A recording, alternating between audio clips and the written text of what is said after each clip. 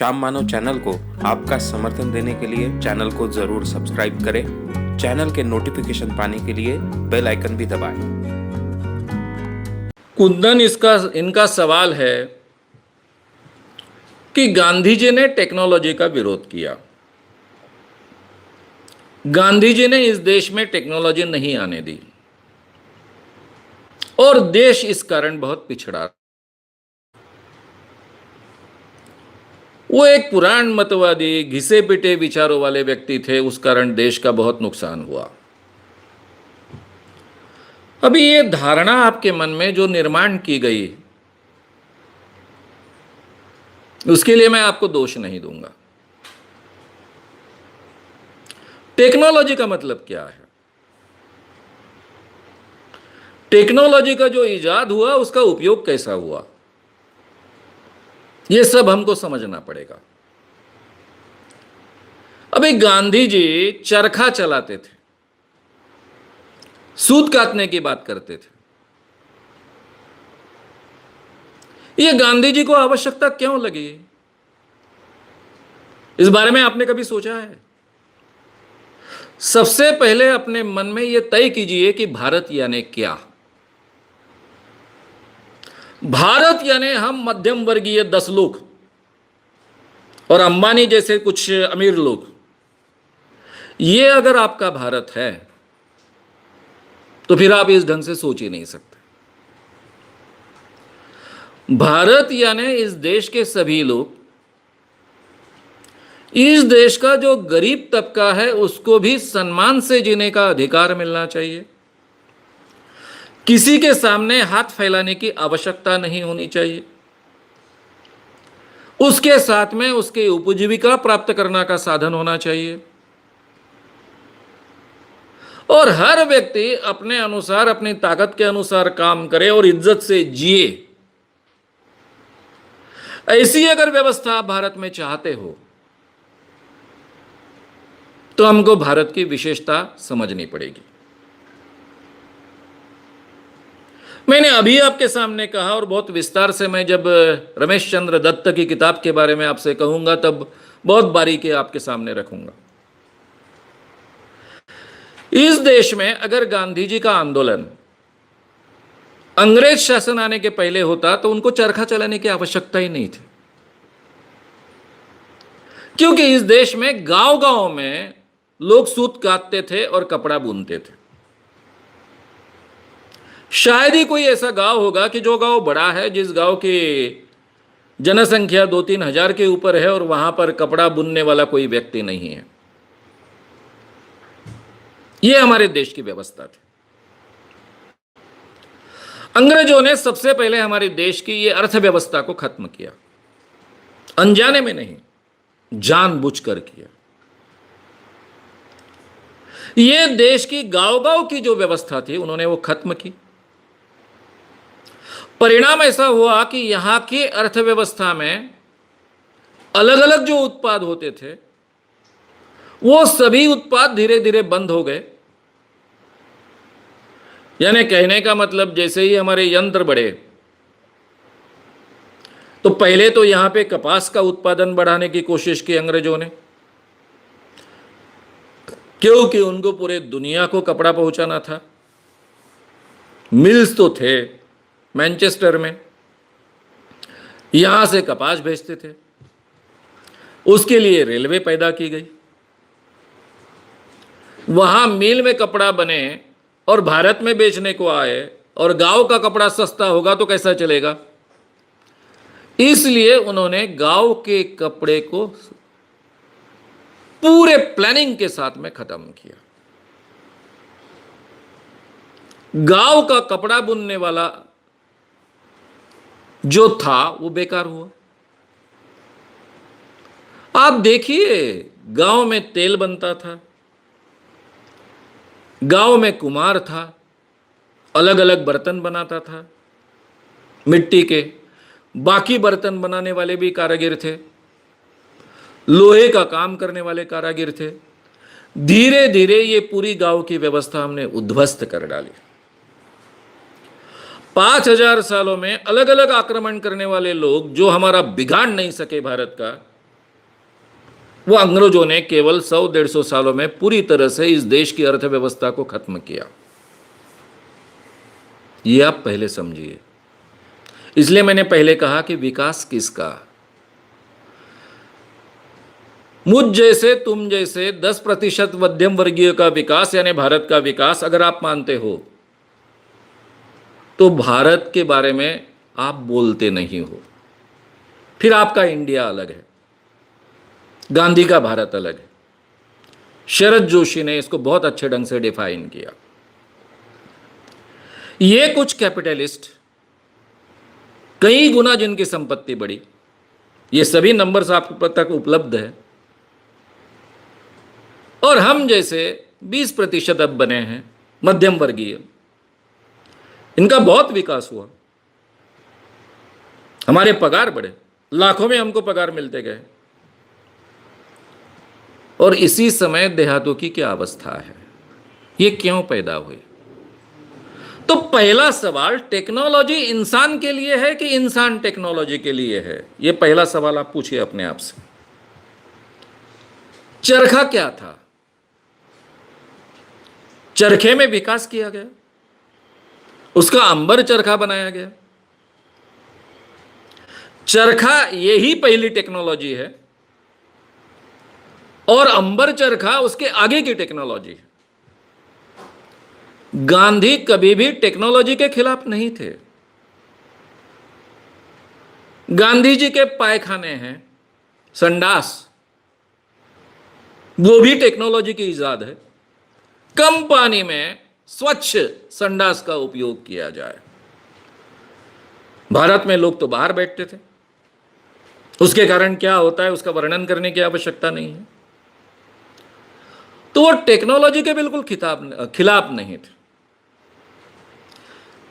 लेकिन इंसान का जो मोह होता है, चाह होती है, उसको कोई सीमा नहीं है, ये भी उनको पता था। ये चाह के कारण, मोह के कारण, ज्यादातर भोग के कारण कल्चर्स का कैसे विनाश होता है, ये भी उनको बहुत अच्छे ढंग से मालूम था। इसलिए हर इंसान को जीने का सम्माननीय अधिकार मिले, इस ढंग की इस देश की अर्थव्यवस्था हो, ये वो चाहते थे। लेकिन जो वो चाहते थे वो इस देश में कभी हुआ नहीं। आपने कह दिया कि गांधी जी के कारण ये देश पिछड़ा रहा। अरे भाई, गांधी जी की कोई भी बात अमल में नहीं आई। जो इस देश में हमने अर्थव्यवस्था अमल में लाई, जो आप कहते हैं वो अर्थव्यवस्था अमल में लाई, जिसके परिणाम हम भुगत रहे हैं। शायद आपको यहां के किसान आत्महत्या करते हैं, इसका बिल्कुल दुख नहीं होता हो। शायद ये भारतीय लोगों के लिए बहुत शर्म की बात है, ऐसा आपको नहीं लगता हो, लेकिन मुझे बहुत लगता है। हो सकता है शायद मैं किसान का बेटा हूं, बचपन से वो परिस्थिति देखी है, इसलिए मुझे ज़्यादा लगता है। जो किसान इतना अनाज उगाता है, हमको जिंदा रखता है, इस देश में लोक संख्या 40 करोड़ से लेकर 130 करोड़ तक पहुंची, इसके बावजूद अनाज की कमी नहीं होने देता है। यानी उसने कितनी मेहनत की है, नए टेक्नोलॉजी का उपयोग किया है, लेकिन वो भूखा मरता है। उसकी यह अवस्था हो जाती है कि उसको आत्महत्या करनी पड़ती है। यह अर्थव्यवस्था है हमारी, और इसी अर्थव्यवस्था के कारण आपके और मेरे लाखों में पगार होते हैं और वो भूखा मरता है। ये दोनों एक ही चीजें हैं। मेरे अगर लाखों के पगार नहीं होंगे, आपके मेरे लाखों के पगार नहीं होंगे, यानी मध्यम वर्ग की बात कर रहा हूं, मैं तो कोई नौकरी करता नहीं हूं, तो किसान भूखा नहीं मरेगा। ये जो अर्थव्यवस्था की बात है, मैं बहुत अच्छे ढंग से आपके सामने रखने वाला हूं इस सीरीज में। लेकिन अभी इतना ही कहता हूं कि ना ही गांधी जी कभी टेक्नोलॉजी के खिलाफ थे, यंत्रों के खिलाफ थे। केवल उनका सवाल था कि यंत्र पहले या इंसान पहले, इंसान के लिए यंत्र या यंत्र के लिए इंसान। तो इसका जवाब उनका था, इंसान के लिए यंत्र। हर व्यक्ति को सम्मान से जीने का अधिकार मिलना चाहिए और उसकी प्राथमिक आवश्यकताएं पूरी होनी चाहिए। यह पहले इस देश की प्राथमिक आवश्यकता है, उसके बाद में बाकी चीजें। यह उनकी प्राथमिकता थी। दूसरा, आपके सवाल का जो जवाब था, फिर से मैं एक बार रिपीट करूंगा कि गांधी जी ने जो बात कही थी उसके अनुसार इस देश की अर्थव्यवस्था बिल्कुल नहीं चली। आप जो यंत्रों की बात करते हो, टेक्नोलॉजी की बात करते हो, कि उसी के आधार पर इस देश की यंत्रणा आगे चली है। नेहरू जी ने पहले प्लानिंग के साथ में जो हमारी पहली पंचवार्षिक योजना हुई, प्लानिंग कमीशन ने निर्माण की, उसमें गांधी जी की अर्थव्यवस्था अमल में नहीं लाई, मिश्र अर्थव्यवस्था, मिक्स्ड इकोनॉमी अमल में लाई, आपकी ही बात अमल में लाई। देश की अवस्था उस कारण ये है, यानी जिसको हम प्रगति कहते हैं वो भी उस कारण ही है, और ये जो दूसरी बातें मैंने नेगेटिव आपके सामने रखी वो भी उसी कारण है। तो इस बात को हमने समझ लेना चाहिए। गांधी जी बहुत ही प्रगतिशील विचार के थे। हाँ, उनमें कुछ पिछड़ी बातें थी, बहुत बदलने वाला आदमी था। पहले का गांधी, बाद का गांधी, इसमें भी बहुत परिवर्तन है। वो कोई आसमान से टपके हुए पुढ़ारी नहीं है, नेता नहीं है। खोजते गए, कोशिश करते गए, नए नए चीज़ें ईजाद करते गए और उसमें से नेता बने हैं। सही माने में भारत के जननेता है। तो गलतियां करते गए, अपने आप को सुधारते गए। तो गांधी जी ने जो बातें कही वो 100% सच है, ऐसा वे भी कभी दावा नहीं कर सकते और कोई भी नहीं दावा कर सकता, लेकिन उनकी दिशा हमने समझ लेनी चाहिए। नेक्स्ट, थोड़ा अलग है पर वो बोल रहे हैं कि पूछना ही पूछिए प्लीज। हाँ, अभय कथले इनका सवाल है, फिर से नाम बताऊंगा। आपको क्या लगता है प्रज्ञा ठाकुर को किसने चुना? सच में उनको लोगों ने, वोटर्स ने चुना या ईवीएम गड़बड़ी के कारण वो चुनी गई? ऐसा ही सवाल संतोष खाड़े जी का भी है। ईवीएम के बारे में आपके क्या विचार? अभय कथले, संतोष खाड़े।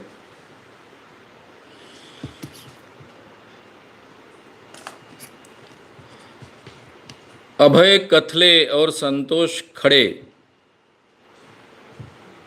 इन दोनों का सवाल ऐसा है कि एक तो पहले प्रज्ञा ठाकुर चुनी गई, वो क्या लोगों ने चुनी है या ईवीएम ने उसको चुना है?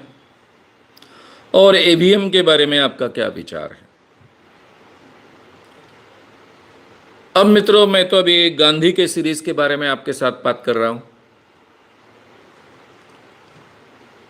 प्रज्ञा ठाकुर को लोगों ने चुना नहीं चुना ये मुझे पता नहीं। आप जैसा ही मैं भी सुनता हूं, अलग अलग सोशल मीडिया से लेकर जो चीजें सामने आती है उसके आधार पर मैं भी कुछ चीजें देखते रहता हूं। तो ये सरकार जो चुन के आई, वो लोगों ने उसको चुना ऐसा आम जनता को तो नहीं लगता है, मुझे भी नहीं लगता है। इसमें कुछ ईवीएम की गड़बड़ी का हिस्सा हो सकता है, लेकिन आज तो हम ऐसा कह नहीं सकते कि ईवीएम के कारण ही चुन कर आए हैं। ऐसे ठोस प्रमाण सामने आने चाहिए। और मुझे लगता है ये लड़ाई बहुत आवश्यक है, क्योंकि मैं भी इस समाज में घूमते रहता हूं, समाज में क्या होता है देखते रहता हूं, और जो रिजल्ट आए वो पूरे से पूरे अचरज भरे हैं, चमत्कारिक है। कहीं ऐसा दिख नहीं रहा था कि ऐसे रिजल्ट आ सकते हैं। और लोग अपना मानस किस ढंग से बदलते हैं, किसी को पता चलने नहीं देते हैं, और कैसा अलग रिजल्ट देते हैं, ये तो मैंने अपनी आंखों से देखा है। इमरजेंसी के बाद में, इमरजेंसी में मैं 10 माह ही जेल में था, बाकी लोग 18 माह 16 माह जेल में थे। इमरजेंसी खत्म होने के पहले ही मुझे कोर्ट ने छोड़ दिया था। तो जैसे ही इमरजेंसी, इंदिरा गांधी जी ने रद्द की और चुनाव घोषित किए, तो बहुत ताकत से इंदिरा गांधी के कांग्रेस के विरोध में बड़े पैमाने पर प्रचार करने वाला मैं व्यक्ति था। जयप्रकाश नारायण आंदोलन का एक सिपाही था और कुछ अच्छे सिपाहियों में से था। तब मैंने जो चुनाव देखे, प्रचार देखा, कोई कह नहीं सकता था कि इंदिरा गांधी जैसी इतनी सशक्त राजनेता पराभूत हो जाएगी और इस देश का शासन बदलेगा।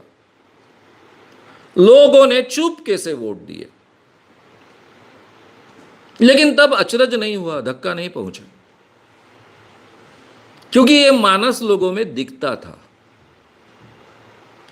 अभी जो रिजल्ट आए उसमें तो कोई मानस नहीं दिख रहा था।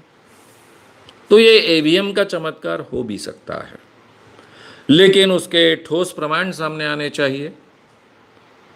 और ये देश के लिए बहुत बुरी बात है कि देश के आम नागरिक को अगर ऐसा लगता है कि हमारे प्रधानमंत्री कोई तो भी झूठी बात कर कर चुन कर आए हैं, हमने चुने हुए वो प्रधानमंत्री नहीं है, ये सरकार हमने चुनी हुई नहीं है, ऐसा अगर इस देश के आम आदमी को लगता है तो ये लोकतंत्र के लिए बहुत ही घातक चीज है। इसलिए सबसे पहले तो इस देश में एक बात होनी चाहिए, ये ईवीएम में क्या हुआ नहीं हुआ ये तो बातें होते रहेगी, लेकिन आगे के सभी चुनाव विदाउट ईवीएम होने चाहिए ताकि लोकतंत्र पर विश्वास बना रहे। ये भारत एकमात्र देश है जो ब्रिटिश साम्राज्य से मुक्त हुआ, जिसमें कोई लोकतंत्र की खास नींव नहीं थी। इसके बावजूद 70 सालों के ऊपर इस देश में अनिर्बंध लोकतंत्र चलता रहा। ये लोकतांत्रिक मूल्य बहुत ही महत्व की बात है।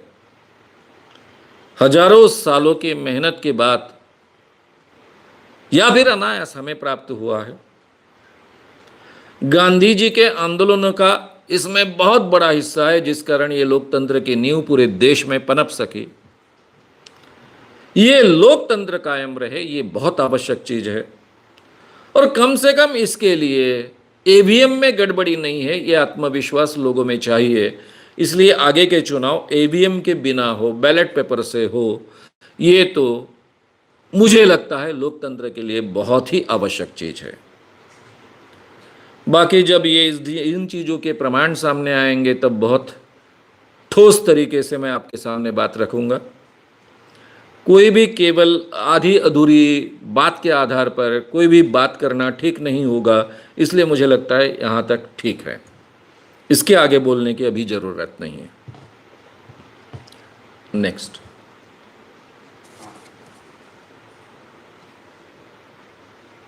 गांधी जी ने कभी भी जाति व्यवस्था का विरोध नहीं किया। बहुजन समाज के सामाजिक, आर्थिक, एजुकेशनल स्तर पे परिवर्तन लाने के लिए कुछ भी नहीं किया। ऐसे में असली राष्ट्रपिता महात्मा फुले नहीं थे क्या? किरण कीर्ते इनका सवाल है। ऐसे ही जुड़े दो सवाल है, अगर आप चाहे तो साथ में ले सकते हैं, अलग अलग करें। गांधी ने शूद्रों को हिंदू से अलग किया जाए, उनको अलग से मतदार संघ मिले, इसका विरोध किया, उसके खिलाफ आमरण अनशन अलग किया। अलग है। पहला सवाल किसका? किरण कीर्ति। हाँ, किरण कीर्ते इनका सवाल ऐसा है कि गांधी जी ने कभी जाति व्यवस्था का विरोध नहीं किया।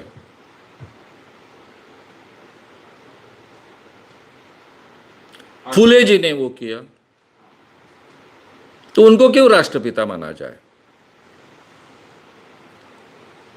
अब गांधी जी ने कभी जाति व्यवस्था का विरोध नहीं किया, यह आपको किसने कहा? आपने कहां पढ़ा? गांधी जी के कौन से वक्तव्य में आपने पढ़ा? मुझे लगता है आपको एक फैक्ट हमेशा ध्यान में रखनी चाहिए। फुले जी ने जो जाति व्यवस्था की बात रखी वो तो बहुत महत्व की है ही, उसके बारे में कोई डाउट नहीं। लेकिन महात्मा फुले और सावित्रीबाई फुले का इतना बड़ा कंट्रीब्यूशन होने के बाद भी वो एक बहुत बड़ा सामाजिक और राष्ट्रीय आंदोलन खड़ा नहीं कर पाए। क्यों? इसके लिए लोगों का मानस हमको समझना होगा। अगर डॉक्टर बाबा साहब आम्बेडकर फुले जी को महत्व नहीं देते और वो मेरे गुरु हैं ऐसा नहीं कहते, तो शायद आज जितना हम फुले जी को जानते हैं उतना भी नहीं जानते। ये भी हमेशा याद रखिए।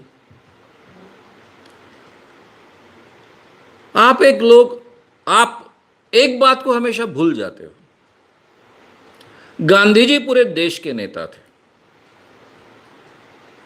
वो सबको साथ में लेकर चलना चाहते थे। हर जाति धर्म के लोगों को साथ में लेकर चलना चाहते थे। केवल चाहते नहीं थे, पूरे दुनिया में आज तक इतने लोगों को इतनी बड़ी संख्या में किसी ने भी रास्ते पर नहीं उतारा था। जिस देश की स्त्री घर के बाहर पढ़ना नहीं चाहती, पल्लू ओढ़कर आती है, उसी देश की स्त्रियां बड़े पैमाने पर बड़ी संख्या में महात्मा गांधी के जन आंदोलनों में शामिल हुई। सामान्य लोग शामिल हुए। जिन अंग्रेजों ने अपने हथियारों के आधार पर और व्यापार की क्षमता के आधार पर पूरे दुनिया पर राज किया, यानी उनका ब्रिटिश साम्राज्य इतना बड़ा था कि सूर्य कहीं डूबता नहीं था, सभी खंडों में उनका राज था। वैसे शक्तिशाली ब्रिटिशों के आगे इतने बड़े पैमाने पर लोगों को उन्होंने खड़ा किया। तो यह कैसे संभव हुआ? इसलिए वो फुले जी की भाषा बोल नहीं सकते थे। अगर वो फुले जी की भाषा बोलते तो एक समूह के लीडर बनते, देश के लीडर नहीं बनते, और ना ही देश को स्वतंत्रता मिलती। ये हमेशा याद रखना चाहिए।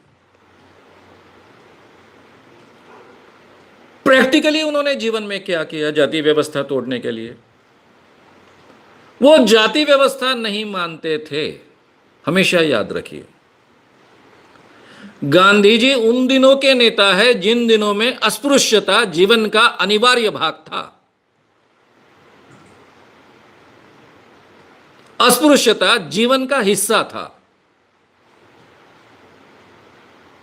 गांधी जी के जीवन में कहीं भी एक भी प्रसंग आप बता सके कि जहां उन्होंने अस्पृश्यता अमल में लाई? वो तो ऊंचे जाति के थे, ब्राह्मण नहीं थे फिर भी ऊंचे जाति के थे। आपको उनके जीवन में एक भी अस्पृश्यता का उदाहरण नहीं मिलेगा। अस्पृश्यता दूर करने के उदाहरण कई मिलेंगे। मंदिरों में प्रवेश से लेकर उनके आश्रम का नियम क्या था मालूम है आपको? वो कभी भी किसी शादी में शरीक नहीं होते थे। बहुत बड़े नेता बन चुके थे, पूरा देश उनको मानता था। उनको इस शब्दों के खातिर लाखों लोग रास्ते पर उमड़ पड़ते थे। उस अवस्था में उन्होंने शर्त रखी थी कि हरिजन की बेटी के साथ में अगर शादी होगी तो ही मैं वहां हाजिर होऊंगा। अब जाति व्यवस्था मिटाने का तरीका क्या है? अभी हम इतनी बड़ी आवाज में बात करते हैं, यह आवाज हमें कहां से प्राप्त हुई? इस देश की स्वतंत्रता से। इस देश को स्वतंत्रता प्राप्त करने के लिए सबसे बड़ा योगदान, कई लोगों का योगदान रहा है, लेकिन सबसे बड़ा योगदान, ठोस योगदान गांधी जी का रहा। ये जो नकारता है उसको देश भी मालूम नहीं, उसको इस देश का इतिहास भी मालूम नहीं, इतना ही उसका अर्थ होता है। आगे चलकर हमारी कॉन्स्टिट्यूशन बनी। कॉन्स्टिट्यूशन के अध्यक्ष डॉक्टर बाबा साहब आंबेडकर बने। आगे चलकर रिजर्वेशन प्राप्त हुए और ये जो शेड्यूल कास्ट शेड्यूल ट्राइब्स को रिजर्वेशन प्राप्त हुए, उस कारण देश में बहुत बड़ा अच्छा बदलाव हुआ। ये फैक्ट्स है। लेकिन ये फैक्ट्स की शुरुआत क्या है? अंबेडकर जी विद्वान थे, सक्षम थे, लेकिन कांग्रेस के नहीं थे। सरकार कांग्रेस की बनी थी 1946 में। उस सरकार में अंबेडकर जी कांग्रेस के न होने के बावजूद उनको मंत्रिमंडल में लेना चाहिए, ऐसा गांधी जी ने कहा। और केवल यहां तक बात नहीं की। हालांकि डॉक्टर बाबा साहब अंबेडकर की ज्यादा, यानी उनका ज्यादा एजुकेशन तो इकोनॉमिक्स में था, उनकी पीएचडी इकोनॉमिक्स से संबंधित थी। किसी को लगता भी तो डॉक्टर बाबा साहब अंबेडकर जी को अर्थमंत्री बनाना चाहिए था, लेकिन उनको कानून मंत्री बनाने की सलाह दी। ये किसने दी? महात्मा गांधी ने दी। और महात्मा गांधी का शब्द यानी नेहरू जी से लेकर हर व्यक्ति के लिए आदेश था। नेहरू मंत्रिमंडल में वो कानून मंत्री बने। आपको आगे का इतिहास मालूम है। वो घटना समिति के अध्यक्ष बन पाए। इस ढंग की कॉन्स्टिट्यूशन हमें प्राप्त हो पाई। आगे चलकर रिजर्वेशंस के प्रावधान हो पाए। फिर भी हम कहेंगे कि गांधी जी ये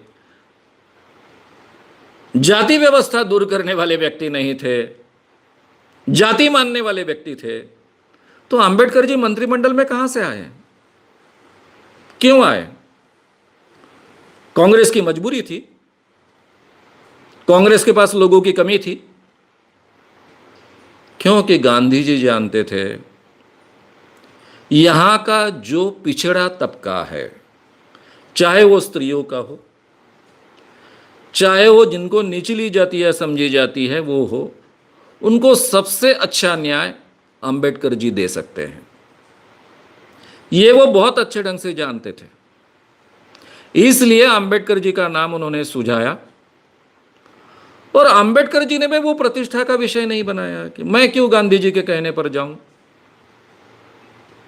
मैं थोड़ा ही चुन के आया हूं यहां पर, या फिर मैं कांग्रेस का लीडर हूं इसलिए मैं इसमें शरीक हूं, मैं क्या ये उपकार लॉ मिनिस्टर बनूं ये स्वीकारूं, ये भी उन्होंने नहीं सोचा। जबकि उनके गांधी जी के साथ में कई विषयों के बारे में मतभेद थे। इसके बावजूद उन्होंने लॉ मिनिस्टर बनने का मान्य किया, क्योंकि उनको भी यह एहसास था कि इसके जरिए मैं भारतीय लोगों को बहुत अच्छा न्याय दे पाऊंगा। तो ये बातें भी हमने समझ लेनी चाहिए। गांधी जी कहीं भी जाति व्यवस्था का समर्थन नहीं करते थे। ग्राम स्वराज्य की कल्पना, ये 12 बलूतेदार गांव में, ये जो 12 अलग अलग व्यवसाय करने वाले लोग और खेती करने वाला किसान, इस व्यवस्था के कारण जो 5000 सालों में ये देश स्वतंत्र रहा, कोई उसको डिगा नहीं पाया। ये बात को बहुत अच्छा वो समझते थे। ये व्यवस्था इस देश को बहुत अच्छे ढंग से आगे ले जा सकती है, ये विश्वास उनको था, ये जानकारी उनको थी।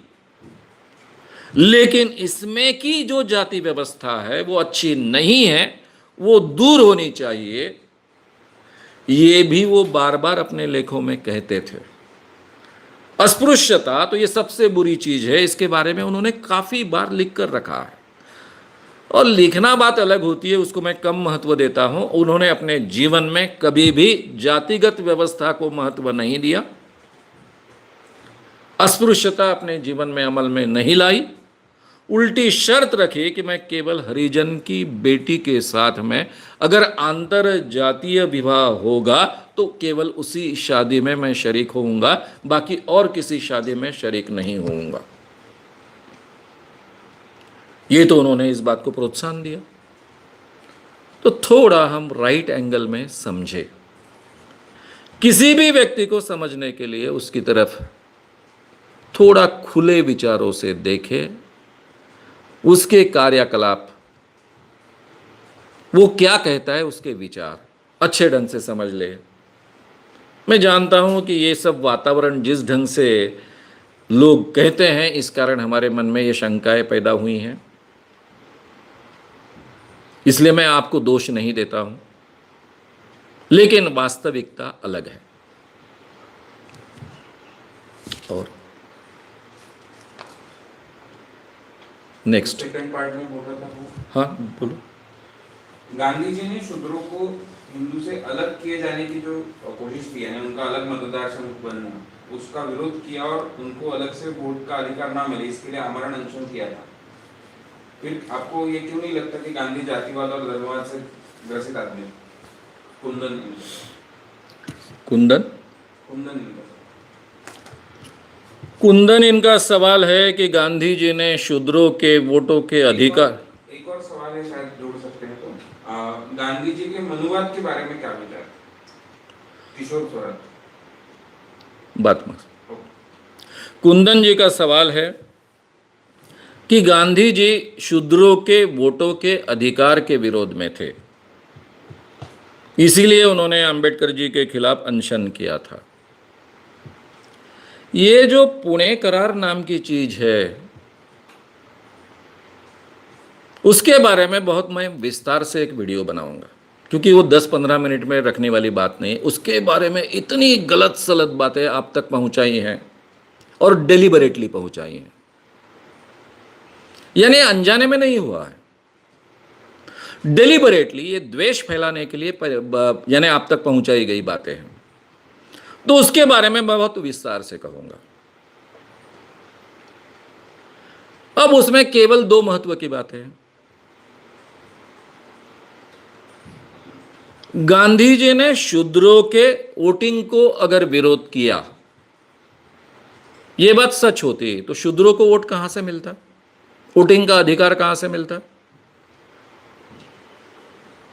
कहां से मिलता? यह बात आपने कभी सोची? उल्टी तरह से सोच के देखिए। मैंने अभी कहा कि अंबेडकर जी कायदा मंत्री, कानून, अंबेडकर जी कानून मंत्री क्यों बने, इसका कारण तो मैंने आपको बता दिया। और मैंने जो बात कही ये नॉन बात है। जब्बार पटेल का डॉक्टर अंबेडकर पर जो पिक्चर बने, जो महाराष्ट्र सरकार ने बनाई थी, वो पिक्चर के प्रीमियर को मैं गया था। जब्बार पटेल पहले से मेरे बहुत अच्छे मित्र हैं। इंटरवल के पहले यह दृश्य आता है कि महात्मा गांधी सुझाते हैं कि अंबेडकर जी को कानून मंत्री कर सरकार में लेना चाहिए। नेहरू जी को कहते हैं।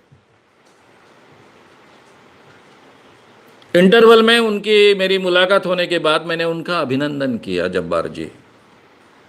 मैंने कहा जब्बार, मैंने उनका अभिनंदन किया जब्बार जी। मैंने कहा जब्बार जी, अपने हिम्मत की ये दृश्य रखने की, इस वातावरण में सच्चाई आपने कायम रखी, इसलिए मैंने जाकर उनका अभिनंदन किया।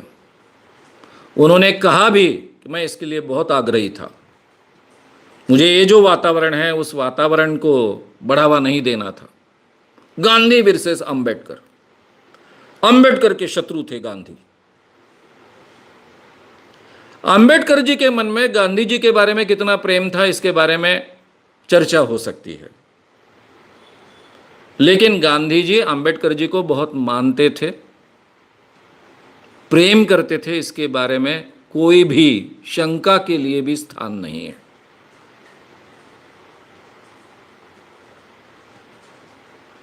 सुभाष चंद्र बोस गांधी जी को बहुत मानते थे, यानी गांधी जी ने अगर कहा तो हर बात को मानते थे। नेहरू जी और सुभाष चंद्र बोस, इनके कई बार दोनों के मत गांधी जी ने छुड़वाए। कांग्रेस में ये स्वराज चाहिए हमको, ये निर्णय लेना चाहते थे दोनों बड़े नेता थे। गांधी जी ने कहा अभी नहीं होगा, दोनों को मानना पड़ा। सुभाष चंद्र बोस चुन के आए, लेकिन उनको लगा कि कांग्रेस को ये अलग दिशा में ले जाएंगे, उन्होंने विरोध किया, सुभाष चंद्र बोस को अलग होना पड़ा। जीवन के आखिरी तक सुभाष चंद्र बोस गांधी जी को बहुत मानते थे। गांधी जी भी उनसे अपने बेटे जैसा प्यार करते थे। तो गांधी जी की एक खासियत रही कि देश के हित में उनको जो नहीं लगता है उसके खिलाफ वो खड़े हुए। नेहरू जी के खिलाफ खड़े हुए पहले भी, सुभाष चंद्र बोस के खिलाफ खड़े हुए, और जब उनको लगा कि अंबेडकर जी ठीक मांग नहीं कर रहे हैं तब उनके खिलाफ भी वो खड़े हुए। ये शूद्रों के खिलाफ नहीं था। उन्होंने जो मतदार संघ डिमांड किए थे उसमें डबल वोटिंग की बात थी। गांधी जी को डर था कि इसमें से समाज में दरार पड़ेगी, ये दरार नहीं पड़नी चाहिए, इसलिए उन्होंने आमरण अनशन किया था। ये अंबेडकर जी के खिलाफ नहीं था। अगर अंबेडकर जी की ये डिमांड अमल में लाई गई तो समाज में दरार पड़ेगी, शूद्र पूरी तरह से अलग हो जाएंगे, समाज से कट जाएंगे। ये नहीं होना चाहिए, इसलिए उन्होंने अनशन किया था। तो ये जो मतदार संघ था जिसमें डबल अधिकार था, उसके वो खिलाफ खड़े हुए। लेकिन रिजर्व मतदार संघ की संख्या उन्होंने बढ़ाकर दी, ये भी बात आप भूल जाते हो। अंबेडकर जी ने रिजर्व मतदार संघ की जितनी डिमांड की थी उससे ज्यादा मतदार संघ, ज्यादा एमपी सैंक्शन भारत में हुए। इसमें गांधी जी का हाथ था, ये हम भूल जाते हैं। तो वो उनकी एक, उनका काम करने का एक तरीका था। अगर उनको लगता था कि समाज के हित के खिलाफ ये बात है तो उसके खिलाफ वो खड़े हो जाते थे। पंडित जवाहरलाल नेहरू जी के खिलाफ खड़े हुए, सुभाष चंद्र बोस के खिलाफ खड़े हुए। इस चीज के लिए अंबेडकर जी के खिलाफ भी वो खड़े हुए। ये बात बहुत पहले की है, लेकिन बाद में कानून मंत्री अंबेडकर जी को बनाओ, ये आग्रह उन्होंने ही रखा है, ये आप कभी भी भूलो मत। मैं हमेशा कहता हूं कि आज अंबेडकर जी को हम इतना क्यों मानते हैं, मेरे जैसा एक व्यक्ति भी क्यों मानता है। इसलिए मानता है कि उन्होंने हमारे देश को एक अच्छी कॉन्स्टिट्यूशन दी जो मैक्सिमम लोगों को न्याय दे, इक्वेलिटी, फ्रैटर्निटी, लिबर्टी और जस्टिस पर आधारित है। यह अवसर अंबेडकर जी को क्यों मिला? दूसरी बात, मैंने भी महाराष्ट्र के कानून में हिस्सा दिया है। लाख मैं चाहूं कि महाराष्ट्र का जादू टोना विरोधी कानून कितना भी अच्छा बनाऊं, मेरे हाथ में तो है नहीं, क्योंकि जब तक मैं चुन के नहीं आता और अकेला नहीं, मेरी इतनी संख्या नहीं होती कि मेरी खुद की सरकार बने, तब तक मैं कुछ नहीं कर सकता हूं। यह तो कांग्रेस और राष्ट्रवादी कांग्रेस की सरकार थी जिन्होंने मुझे अवसर दिया कि ये जो जादू टोना विरोधी कानून है इसका शब्दांकन आप कर सकते हो। तो ये उनकी विशेषता थी, इस कारण मुझे अवसर मिला, इस कारण एक अच्छा कानून, मुझे लगता है जो बहुत अच्छा कानून है, वो बना पाया। तो यही बात अंबेडकर जी के बारे में हुई। आगे चलकर रिजर्वेशन की व्यवस्था वो कर पाए। क्यों कर पाए? कानून मंत्री थे, कॉन्स्टिट्यूशन उन्होंने बनाई थी। ये भी बातें हमने अपने जीवन में नहीं भूलनी चाहिए। गांधी जी कभी भी जाति व्यवस्था का समर्थन नहीं करते थे। वो ग्राम स्वराज्य, स्वतंत्र गांवों की रचना, इसका समर्थन करते थे, लेकिन उसमें की जाति व्यवस्था का कभी समर्थन नहीं करते थे, अस्पृश्यता का समर्थन नहीं करते थे। उल्टा उसके खिलाफ वो बार बार बोले हैं। अपने जीवन में उन्होंने वो चीजें अमल में लाई है, आंदोलन में वो चीजें अपने जीवन में अमल में लाई है। ये हमने हमेशा याद रखना चाहिए। आगे वो जो नेक्स्ट पार्ट में बोल रहा था, बोलो। गांधी जी के मनुवाद के बारे में क्या विचार है? किशोर थोड़ा।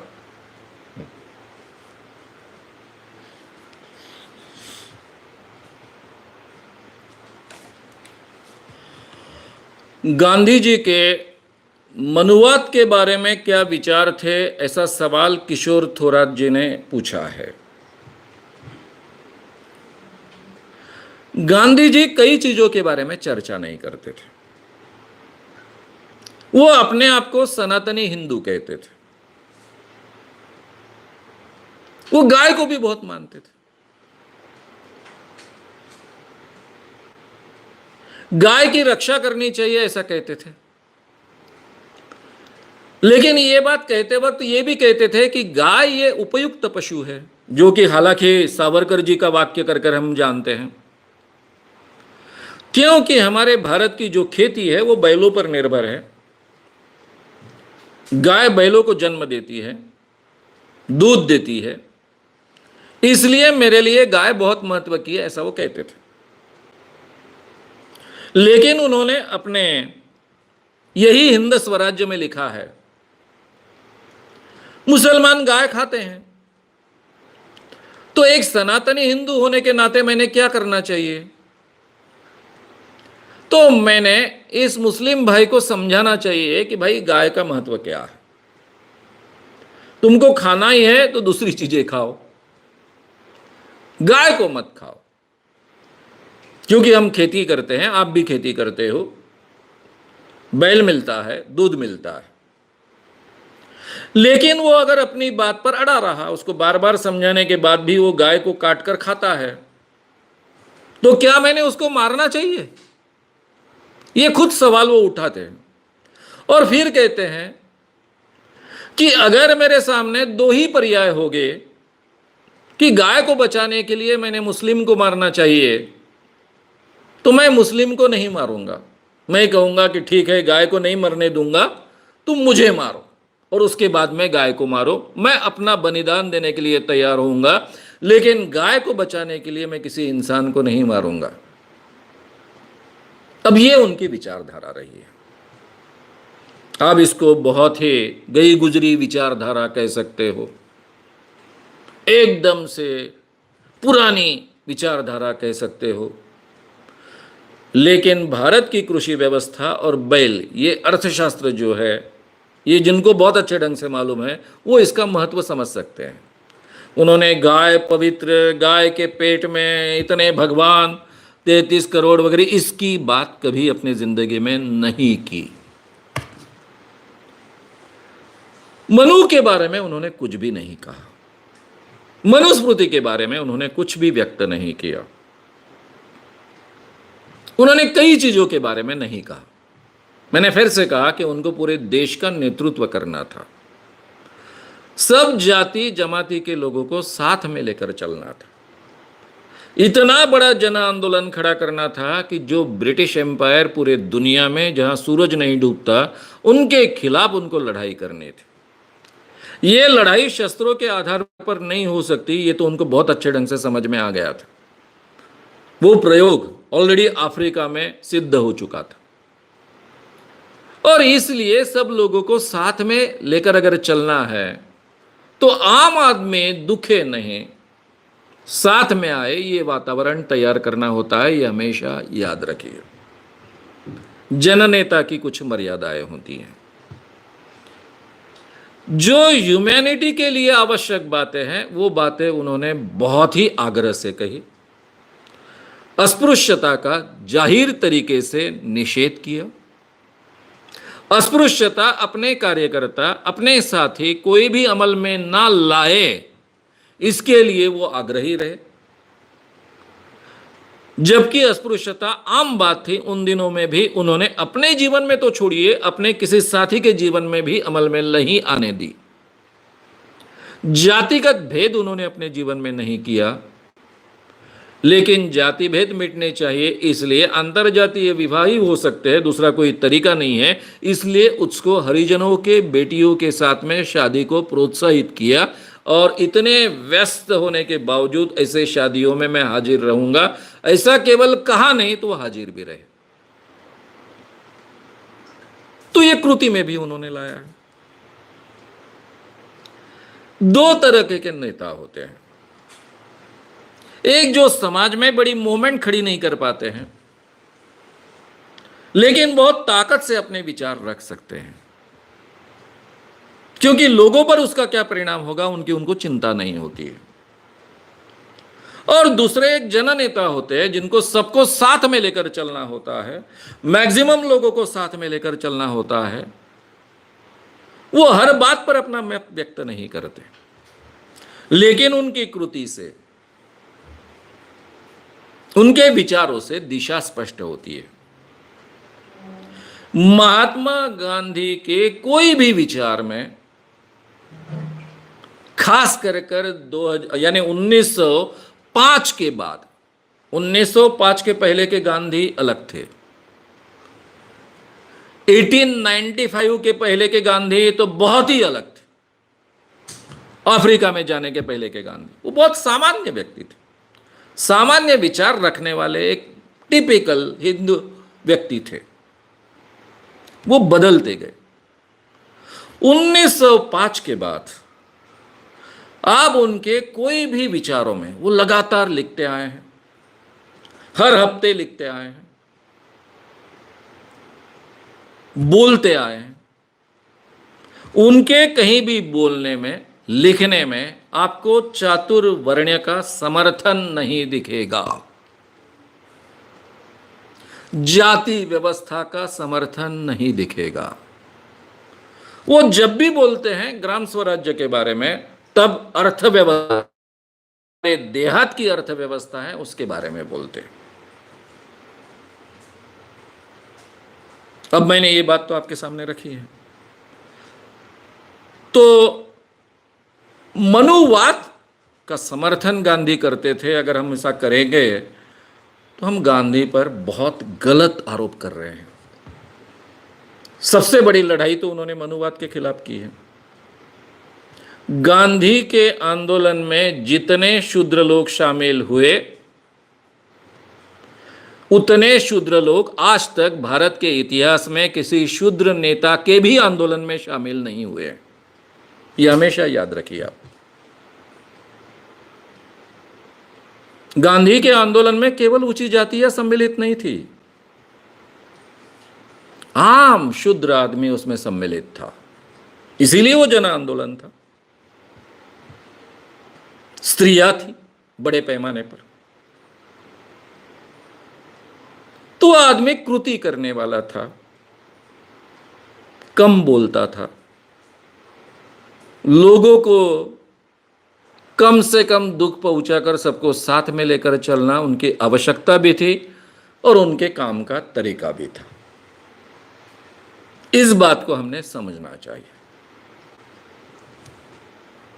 नेक्स्ट,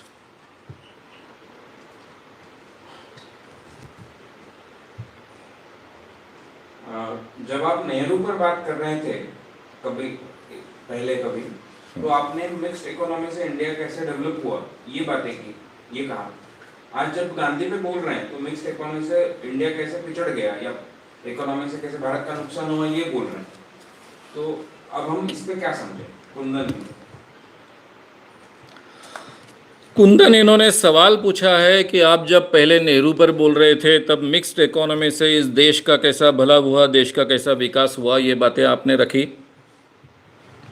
और अभी गांधी पर बोल रहे हैं तो नेहरू जी के मिक्स इकोनॉमी से कैसा नुकसान हुआ, ये बातें आप रख रहे हो। आपने बहुत अच्छा सवाल पूछा। ये दोनों विरोधाभासी बातें नहीं है। जो फैक्ट्स है वो फैक्ट्स है। ये नेहरू जी के बारे में मिक्स्ड इकोनॉमी से ये देश यहां तक पहुंचा, ये बात मैंने जब आपके सामने रखी होगी, तब नेहरू जी ने इस देश में कुछ नहीं किया ऐसे जो लोग कहते हैं, उसके जवाब में ये बात थी। अभी जिस देश में सुई भी नहीं बनती थी, वो देश चांद पर जाने लग गया, उसके यान जाने लगे, मंगल तक जाने लग गए। इन सभी चीजों की नींव तो पंडित जवाहरलाल नेहरू ने रखी है। जो इस देश की हमारी कॉन्स्टिट्यूशन बनी, कोई भी मंत्री जब मंत्रिमंडल का काम करता है तो प्रधानमंत्री के सम्मति के बिना, प्रधानमंत्री के प्रोत्साहन के बिना कोई भी काम नहीं हो सकता है। ये जो कॉन्स्टिट्यूशन हमारी है उसमें पंडित जवाहरलाल नेहरू जी का कितना हिस्सा है? अगर आप शासन में थोड़ा बहुत काम करते तो आपके ध्यान में आता कि एक छोटा सा कानून,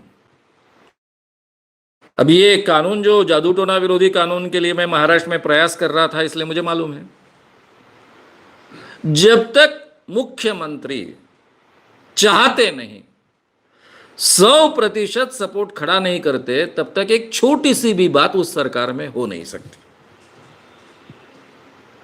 तो आज जो भी स्थिति अपने देश की है, इतनी अच्छी कॉन्स्टिट्यूशन, चाहे वो बाबा साहब के राइटिंग का उसमें सबसे बड़ा हिस्सा हो,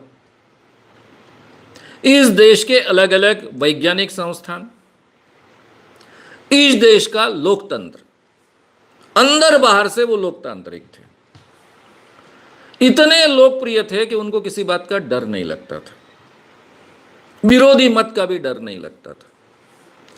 वो विरोधी मत भी बहुत आग्रह से स्वीकारते थे। लोकतांत्रिक तरीके में इतने ओपन थे कि गांधी जी का भी विरोध करते थे। एक तरफ गांधी जी को पिताजी का दर्जा देते थे और दूसरी तरफ गांधी जी के विचारों का विरोध भी करते थे। ऐसा वो व्यक्ति था। उन्होंने इस देश का भला करने के लिए ही मिश्र अर्थव्यवस्था अमल में लाई। और जो कुछ आज देश की ये स्थिति है, हमारे आज के प्रधानमंत्री बड़ी बड़ी आवाज में कहते हैं, ये जो उनको अवसर मिला है कहने का, वो पूरी की पूरी देन पंडित जवाहरलाल नेहरू जी की है, उनकी अर्थव्यवस्था की है। लेकिन इस देश में जो 30 से 40% लोग बहुत गरीब तबके के हैं, दरिद्रता को छूने वाले हैं, किसान आत्महत्या कर रहे हैं, ये भी पंडित जवाहरलाल नेहरू जी के अर्थव्यवस्था की नीति की देन है। ये बात मैं बहुत विस्तार से आपके सामने रखने वाला हूं। मैं अभी जो कह रहा हूं वो आपके शायद समझ में नहीं आएगा, क्योंकि वो इकोनॉमिक्स की बारीकियां हैं। गांधी में और नेहरू जी में काफी चीजों के बारे में बहुत अंतर था। गांधी जी को यह पता था कि नेहरू जी के विचारों में और मेरे विचारों में बहुत अंतर है। इसके बावजूद उन्होंने नेहरू जी को इस देश का प्रधानमंत्री बनने दिया। नेहरू जी गांधी जी की हर बात नहीं मानते थे। गांधी जी की कई बातें उनको पसंद नहीं आती थी और वो तो व्यक्त भी करते थे। लेकिन जब गांधी जी आदेश देते और अंतिम शब्द का हवाला देते, तो फिर नेहरू जी उसको अमल में लाते। तो ये बड़े लोगों की ये बड़ी बातें हैं। अंबेडकर जी और उनका इतना विरोधाभास है ऐसा हमको लगता है, इसके बावजूद वो सुलझाते हैं। नेहरू जी उनको अपने मंत्रिमंडल में लेते हैं, पूरा अवसर देते हैं, बहुत अच्छी कॉन्स्टिट्यूशन बनती है।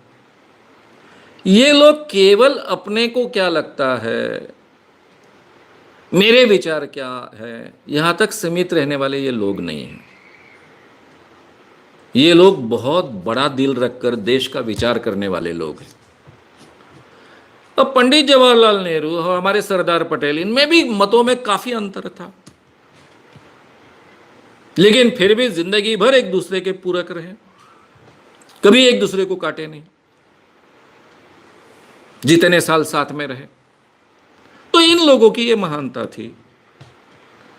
ये बातें हमने समझ लेनी चाहिए। अर्थव्यवस्था की बात मैं बहुत विस्तार से आपके सामने रखने वाला हूं। गांधी जी किस ढंग की अर्थव्यवस्था चाहते थे, नेहरू जी की अर्थव्यवस्था उन्होंने इस देश का भला हो इसीलिए अमल में लाई, लेकिन उसके जो अंतर विरोध थे उसके परिणाम हमको आज भुगतने पड़ रहे हैं। यह भी सच्चाई है। अब दोनों सच्चाइयां हैं। देश की प्रगति में नेहरू जी का बहुत बड़ा हाथ है, इसके बारे में कहीं भी डाउट नहीं हो सकता है। और आज जो कुछ बुरे परिणाम हमको किसानों के बारे में, बेरोजगारी के बारे में मिल रहे हैं, उसमें उस अर्थव्यवस्था का तो हाथ था ही, लेकिन अभी जो 10 सालों में हम जो करते हैं, खासकर 5 सालों में, उसका और बड़ा हाथ है। ये भी हमको समझना पड़ेगा। इसलिए उस बारीकियों में हम बाद में जाएंगे। नेक्स्ट।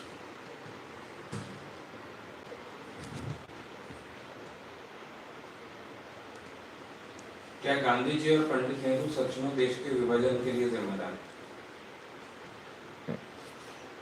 विशाल दुबे।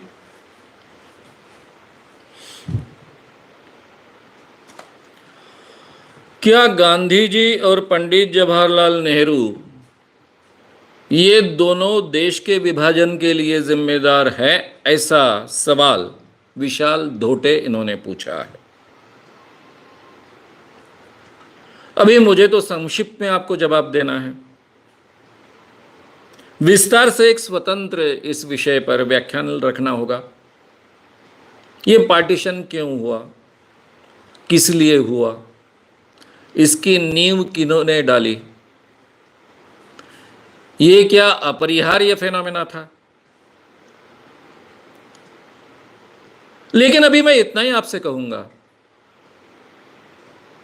कि आपको पार्टीशन के लिए अगर जिम्मेदार पकड़ना ही है तो आप सभी को पकड़ सकते हो। सावरकर जी ने भी द्विराष्ट्र की कल्पना रखी थी,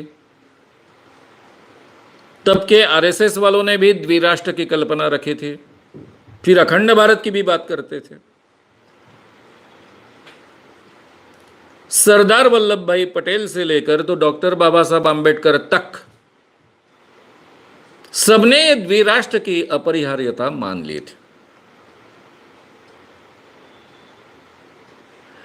प्रैक्टिकली जिस ढंग से जीना जी ने आग्रह रखा और मुस्लिम लीग ने, जीना जी एक समय में प्रोग्रेसिव थे, उनकी विचारधारा बिल्कुल मुस्लिम लीग से जुड़ने वाली नहीं थी, लेकिन बाद में उनमें परिवर्तन हुआ। अब ये परिवर्तन क्यों हुआ, कैसे हुआ, इस बारीकी में अभी नहीं जाएंगे। और वो मुस्लिम लीग के लीडर बने क्योंकि उन्होंने अलग से अपना देश मांगा, क्योंकि उनको लगता था कि हम मुस्लिमों को इस देश में, जहां हिंदू बहुल है, उस देश में न्याय नहीं मिलेगा। और सभी चीजें उपलब्ध हैं। गांधी जी का आखिरी तक आग्रह था कि यह देश के 2 टुकड़े ना हो। आखिरी तक वो डटे रहे। यानी यहां तक उन्होंने बात कही कि जीना जी आप प्रधानमंत्री बन जाइए। मैं नेहरू जी को कहता हूं कि वो प्रधानमंत्री ना बने, यहां तक की बात कही। अब ये बात तो प्रैक्टिकल थी नहीं, ये जीना जी को भी समझ में आता था कि वो अखंड भारत के, यानी पाकिस्तान और भारत अलग नहीं हुआ है, ऐसी स्थिति में वो भारत के प्रधानमंत्री कर काम नहीं कर पाते। ना ही जीना जी को पूरे देश में वो लोकप्रिय था जितनी पंडित, और ना ही बाकी लोग इसको स्वीकार पाते। यानी उन्होंने हर कोशिश की, गांधी जी ने, कि ये देश के टुकड़े ना बने। लेकिन जो बीज इस देश में हिंदू मुस्लिम द्वेष का बोया गया था, हालांकि वो अंग्रेजों ने बोया, उसके पहले द्वेष की स्थिति ज्यादा नहीं थी, क्योंकि मुस्लिम राजाओं के साथ में हिंदू सरदार काम करते थे, हिंदू राजाओं के हाथ के नीचे मुस्लिम सरदार काम करते थे। अंग्रेज आने के पहले की यह स्थिति थी। उसमें धार्मिक अलगपन था, लेकिन एक दूसरे के साथ में सहोकार भी था। एक थोड़ा सा हिस्सा छोड़ दे औरंगजेब के समय का, तो बाकी मुस्लिम राजा हिंदुओं के साथ में जुड़ कर रहे, अकबर से लेकर सब, और हिंदू राजा भी मुस्लिमों के साथ में जुड़ कर रहे। आप सबको मालूम है कि शिवाजी राजा के सैन्य में मुस्लिम सेनापति थे, उनका पूरा का पूरा नेवी जो था, नौदल था, उसका हेड ही इब्राहिम लोदी था, हम सभी जानते। कई मुस्लिम सरदार उनके पास थे।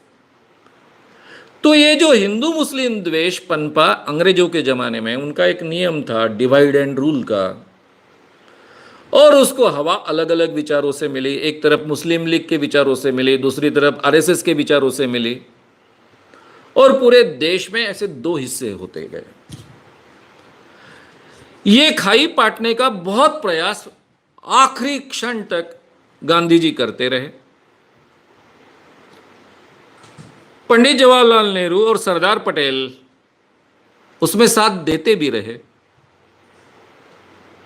हालांकि माउंटबेटन इस देश में आए थे, वो कोई 15 अगस्त को इस देश को स्वतंत्रता देने के लिए नहीं आए थे, वो तो 48 में देने वाले थे स्वतंत्रता, जून में वगैरह वगैरह। लेकिन परिस्थिति इतनी बिगड़ने लग गई कि वो भी जल्दी से जल्दी छुटकारा पाना चाहते थे, और नींव तो पहले पड़ चुकी थी। इसलिए पंडित जवाहरलाल नेहरू हो, चाहे सरदार वल्लभ भाई पटेल हो, इनकी लाख इच्छा होने के बाद भी वो पार्टीशन को रोक नहीं पाए, और पार्टीशन को कोई भी रोक नहीं पा सकता था। जिस ढंग से हिंदू मुस्लिम द्वेष पनपा था इस देश में, और मैंने कहा इसमें दोनों का हाथ है।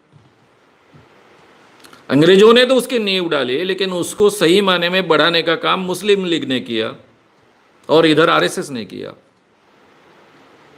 या फिर इस ढंग के विचारधारा के लोगों ने किया।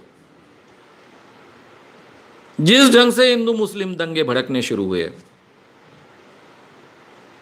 उसके बाद में पार्टीशन ये इनएविटेबल चीज बनी। और जो भी भारत के बारे में भला सोचता है, वो अगर इतिहास को बहुत बारीकी से समझे, तो उसके ध्यान में आता है कि अच्छा हुआ पाकिस्तान अलग हुआ, हिंदुस्तान अलग हुआ। अगर साथ में रहते तो साथ में जीना बहुत कठिन था। इसलिए पार्टीशन का दोष आप गांधी पर तो बिल्कुल मढ़ नहीं सकते, क्योंकि वो आखिरी तक आग्रह रखते गए। और जब ये बात इनएविटेबल है, दूसरा कोई चारा नहीं है, ये उनके ध्यान में आया, और पंडित जवाहरलाल नेहरू जी और खास कर सरदार वल्लभ भाई जी पटेल, उन्होंने बहुत आग्रह से ये बात गांधी जी के सामने रखी, तो फिर उनको वो माननी पड़ी। लेकिन आपको पता है, जैसे ही देश की स्वतंत्रता नजदीक आने लग गई, वैसे हिंदू मुस्लिम दंगे भड़के। गांधी जी दिल्ली में जो हिंदू मुस्लिम दंगे भड़के, वहां भी वो शांत करने के लिए गए, बंगाल में गए। इधर देश का स्वतंत्रता महोत्सव शुरू है, और गांधी बंगाल में हिंदू मुस्लिम दंगे रोकने के लिए इधर उधर घूम रहे हैं। ये चित्र था। तो ये फैक्ट्स है, ये सब फैक्ट्स उपलब्ध है। इसलिए पार्टीशन का दोष आप किसी पर मढ़ नहीं सकते, कम से कम पंडित जवाहरलाल नेहरू, सरदार वल्लभ भाई पटेल, इन पर भी नहीं मढ़ सकते, और गांधी पर तो बिल्कुल ही नहीं मढ़ सकते, क्योंकि गांधी जी उल्टी दिशा में आखिरी तक प्रयास करते रहे हैं।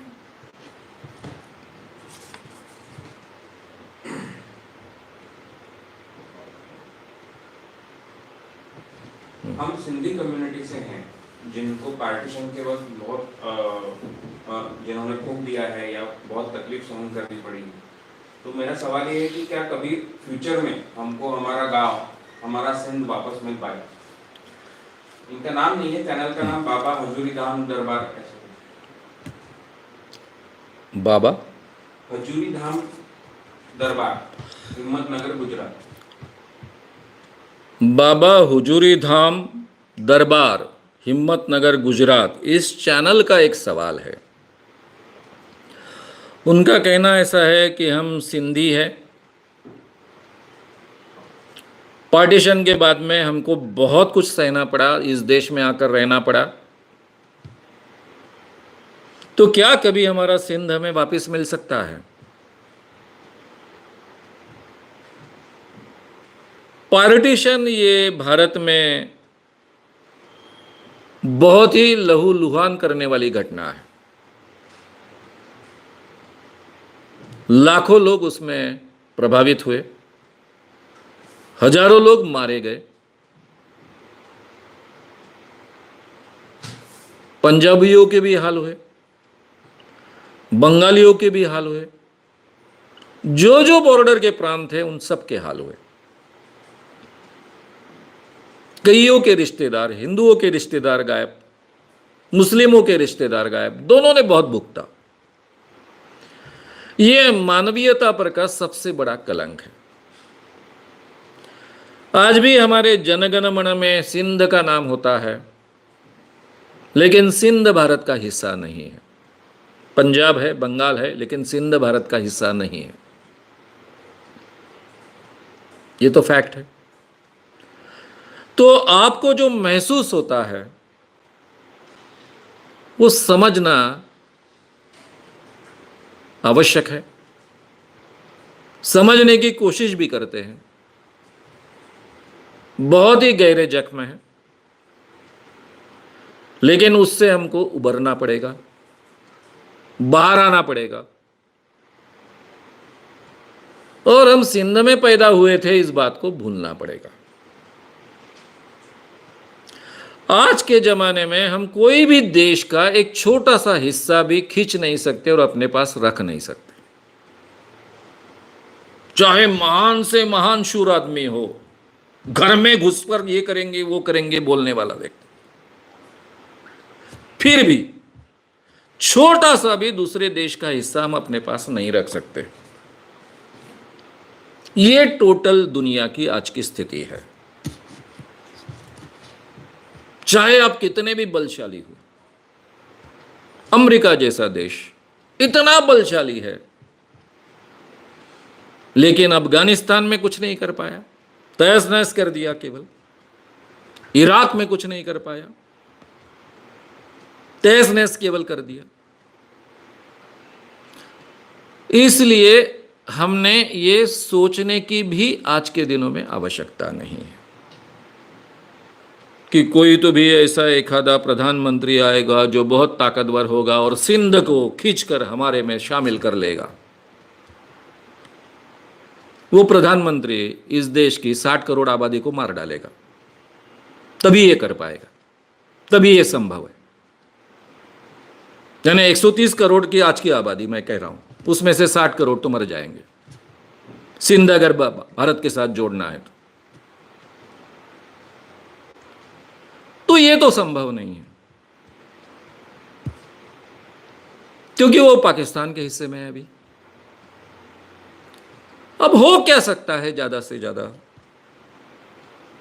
कि जैसे हमारे नेपाल के साथ संबंध है, नेपाल तो कोई भारत का हिस्सा नहीं है, लेकिन विदाउट वीसा, विदाउट पासपोर्ट हम नेपाल में जा सकते हैं, घूम सकते हैं,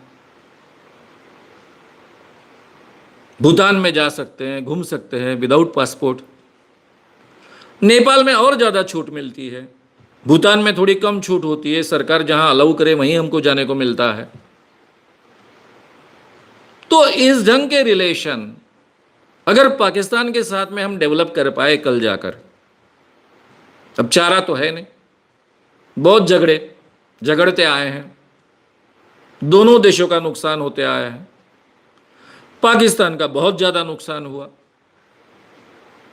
हमारा शायद उनसे कम हुआ, लेकिन नुकसान तो होते आया है। तो आज नहीं कल हमको ये सीखना पड़ेगा कि हमारे पड़ोसी के साथ में कॉर्डियल संबंध कम से कम निर्माण करें, और फिर आप सहजता से सिंध में जा सके, अपने पुराने घर को, गांव को देख सके, अपने पुराने लोगों को मिल सके, ये वातावरण निर्माण करना संभव है। यही मानवीयता का तकाजा है। लेकिन सिंध को फिर से भारत के साथ में जोड़ना ये संभव नहीं। आप कहोगे लेकिन दुनिया में हो चुका है, जर्मनी में हुआ है।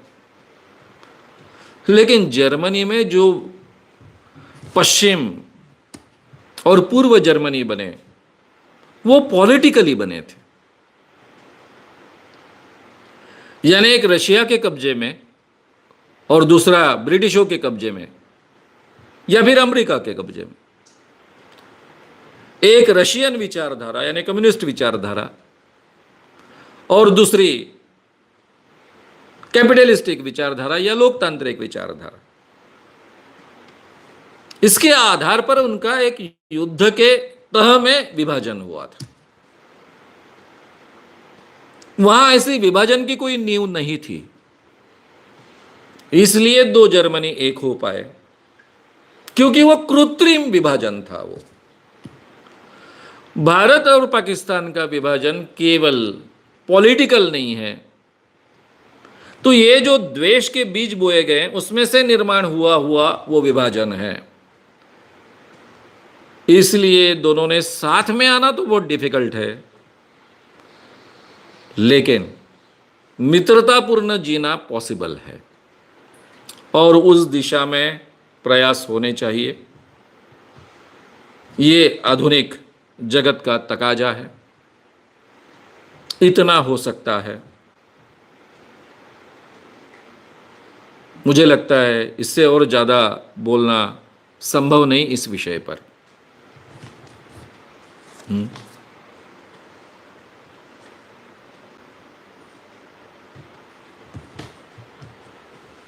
भारत के आज के अर्थव्यवस्था के बारे में आप क्या सोचते हैं? सचिन मराठे।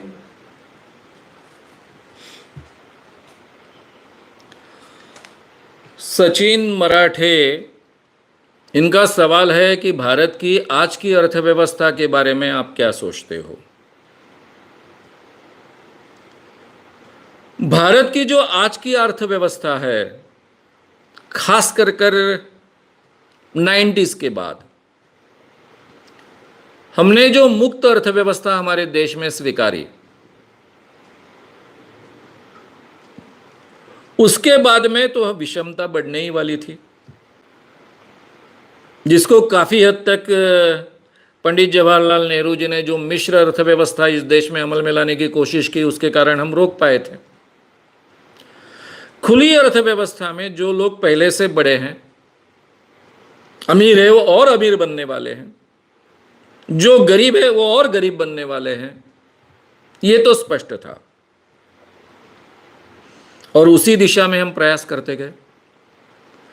लेकिन कम से कम मनमोहन सिंह सरकार में ये प्रयास तो था कि गरीबों को थोड़ा न्याय मिले। वो प्रयास करने की कोशिश भी होते रहती थी। अब भ्रष्टाचार के कारण पूरी की पूरी हमारी ये जो गवर्नमेंट यंत्रणा है वो भ्रष्ट होने के कारण उसके परिणाम कम मिलते थे। लेकिन गए 5 साल तक जिस ढंग की अर्थव्यवस्था हमारे देश में चली, ये तो 100% कैपिटलिस्टिक अर्थव्यवस्था है, जो अडानी अंबानी इनकी अर्थव्यवस्था है। अब जिस देश के प्रधानमंत्री ही उस देश के कैपिटलिस्ट चुनते हैं, बनाते हैं, तो कैपिटलिस्ट जो प्रधानमंत्री चुनेंगे, इस देश में पहली बार ऐसा हुआ, तो वो प्रधानमंत्री उन्हीं को न्याय देंगे। बात गरीबों की करेंगे लेकिन न्याय उन्हीं को देंगे। और हमारी अर्थव्यवस्था उसी दिशा में प्रवास कर रही है। इसीलिए किसानों की आत्महत्याएं दुगनी हुई, जबकि आज के प्रधानमंत्री ने 2014 में जो प्रचार किया था, तब उन्होंने आश्वासन दिया था कि खेतीहर को उसके अनाज के दाम 1.5 गुना मिलेंगे। उत्पादन मूल्य में जो खर्चा आएगा उत्पादन मूल्य के अनुसार उसके 1.5 गुना मिलेंगे। यही बात महाराष्ट्र के मुख्यमंत्री देवेंद्र जी फडणवीस ने भी कही थी। तब वो भाजपा के अध्यक्ष थे, प्रधान यानी मुख्यमंत्री बनने के थे। दोनों ने कही थी, दोनों चुनावों में कही थी, लोकसभा के चुनावों में भी कही थी और महाराष्ट्र के विधानसभा के चुनावों में भी कही थी। लेकिन महाराष्ट्र में किसानों की आत्महत्या दुगने से भी ज्यादा बढ़ी और पूरे देश में दुगनी हुई। ये तो वास्तविकता है, क्योंकि हमारी अर्थव्यवस्था उसी दिशा में चल रही है। तो ये अर्थव्यवस्था, हम जैसे जो लोग हैं जो बहुत ऐसा मानते हैं कि टेक्नोलॉजी, प्रगति, मॉल में जाना, अच्छे अच्छे महंगे मोबाइल साथ में रखना, मेट्रोज, एरोप्लेन्स, इसको ही प्रगति मानते हैं, तो उनकी तो चांदी है, उनको तो हिस्सा ज्यादा मिल रहा है। यानी यहां के कैपिटलिस्ट जैसे बहुत कई गुना उनकी संपत्ति बढ़ी, वैसे ही ये जो अपर मिडिल क्लास है उसके भी पगार बढ़े, कई गुना नहीं तो बढ़े तो नहीं, उसका फायदा उनको मिला। लेकिन देहात का आदमी और ज्यादा गरीब हुआ, और ज्यादा बर्बाद हुआ, और ज्यादा बेकार हुआ। यह अपने आप नहीं होता है, ये हमारे अर्थव्यवस्था के परिणाम होते हैं। तो आज हमारे देश के प्रधानमंत्री ये आम आदमी के प्रधानमंत्री नहीं है, वो कैपिटलिस्ट प्रधानमंत्री हैं, कैपिटलिस्टों के प्रधानमंत्री हैं। तो इसलिए इस अर्थव्यवस्था से अलग अपेक्षा करना, इसके लिए गुंजाइश ही नहीं है। और मैं जब ये गांधी जी का हिंद स्वराज, उनकी अर्थव्यवस्था की कल्पना क्या थी, मार्क्स की अर्थव्यवस्था की कल्पना क्या है, कैपिटलिस्टिक अर्थव्यवस्था क्या होती है, और इन दोनों का मिलाप कर कर पंडित जवाहरलाल नेहरू जी ने इस देश में मिश्र अर्थव्यवस्था का स्वीकार किया। इसका मतलब क्या होता है, ये बातें जब आपके सामने विस्तार से रखूंगा तब आज की अर्थव्यवस्था उससे कैसे भिन्न है और उसमें से क्या पनप सकता है, ये भी बात बहुत विस्तार से आपके सामने रखूंगा। ये पूरा सीरीज ही अर्थव्यवस्था से रिलेटेड चलने वाला है। तब मुझे लगता है कि इस बात का बहुत अच्छे ढंग से आपके सामने स्पष्टीकरण आएगा। अभी इतनी ही बात आपके सवाल के जवाब में कह सकता हूं। नेक्स्ट।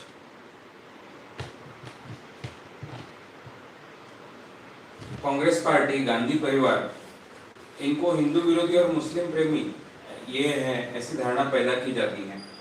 तो क्या इंदिरा गांधी का परिवार हिंदू नहीं है? विशाल धोटे इनका सवाल है। वैसे ही सवाल जैकी जैक इनका भी है कि गांधी जी हमेशा मुस्लिमों को खुश करने की कोशिश क्यों करते? जैकी जैक और विशाल धोटे, इन दोनों ने सवाल पूछा है, इथे बैटरी लाओ। इन दोनों ने सवाल पूछे हैं कि गांधी जी मुसलमानों को बहुत महत्व देते थे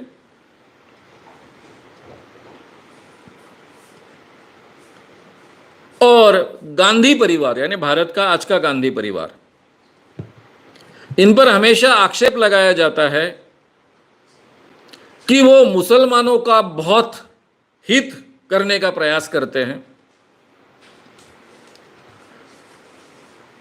तो क्या गांधी परिवार हिंदू नहीं था? अब इसमें महात्मा गांधी और गांधी परिवार ये दो स्वतंत्र चीजें हैं।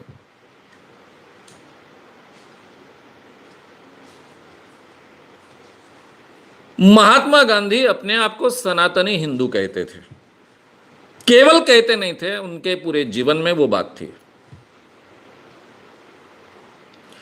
लेकिन अंधविश्वासु हिंदू नहीं थे, दूसरे का द्वेष करने वाले हिंदू नहीं थे।